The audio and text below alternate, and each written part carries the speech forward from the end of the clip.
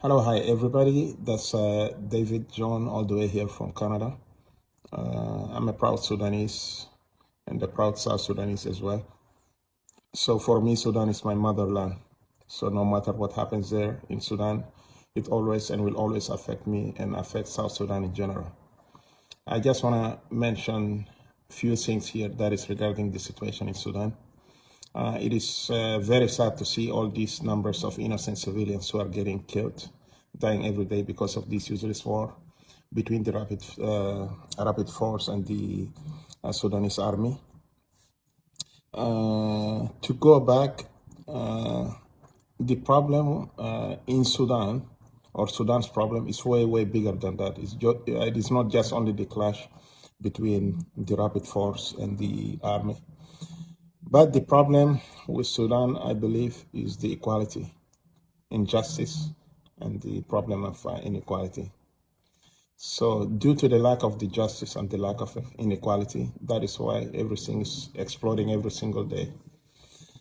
I go back, and then back in the days when South Sudan used to be part of Sudan, as all of you guys know, when there was the uprising in the South against the government, so it was just considered as rebellion. It wasn't considered as any national movement.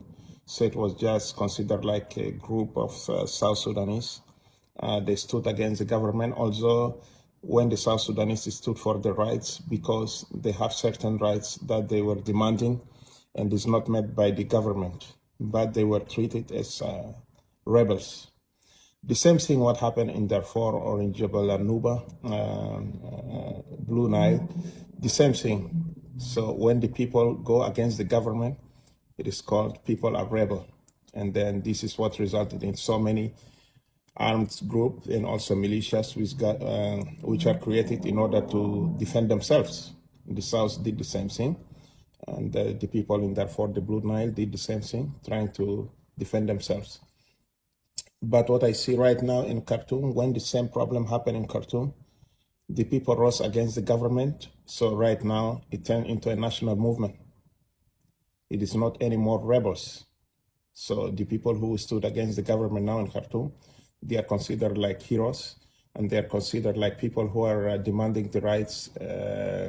Also, all the previous groups before who fought for the same rights that the people in Khartoum fought for, they have been ignored and marginalized.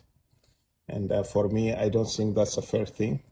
And this is the core of the problem in Sudan, the injustice and the inequality which is happening there.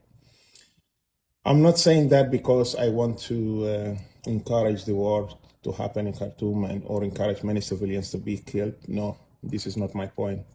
I'm in total solidarity with the people, with the Sudanese people. And no matter what happens, still we care about Sudan, the motherland. And still, even if required, one day we'll go and protect, if it's required, somebody else attack from outside. But I just want to bring to the attention, the problem is way, way bigger than that. The problem of Sudan right now is not just only the rapid force and the Sudanese government or the Sudanese military, but the problem is bigger. It's an international problem.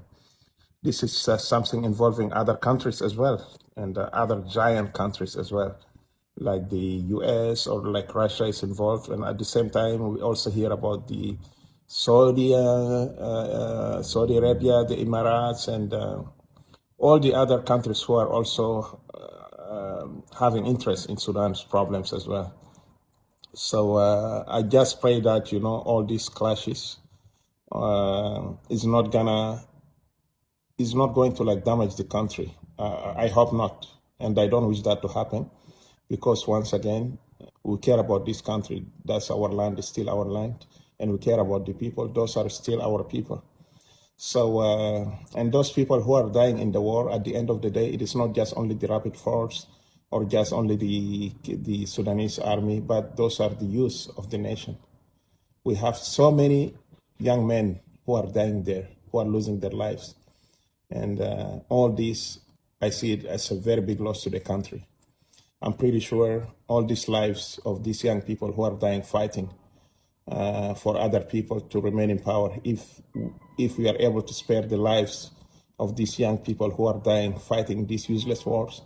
I'm pretty sure we could have used those young people in the future for future wars against other nations or other countries. At the same time, all the ammunition, all the weapons that is being used here, being wasted in this useless war, it could have been wasted in order for defending Sudan one day. So my advice to my Sudanese people, war is not going to bring peace for you. Burhan is not going to bring peace for you or equality or justice for you. Himati is not going to do that either for you. But I just want to say, I encourage the way you guys started the movement when it used to be a peaceful movement. When it was the revolution for peace, this is the way. So I believe in the power of you guys just standing together as one nation, uniting yourselves, because at the end of the day, division is not good for the benefit of you guys' country as well, because we have seen it in South Sudan. Yes, we are separated and everything, but still, we have their own issues that we are still trying to work on them, and every day we have a new problem. So we didn't have peace either. Still, we are having some problems here and there. So if you think that separating yourself or dividing yourself is going to fix the problem, you're wrong.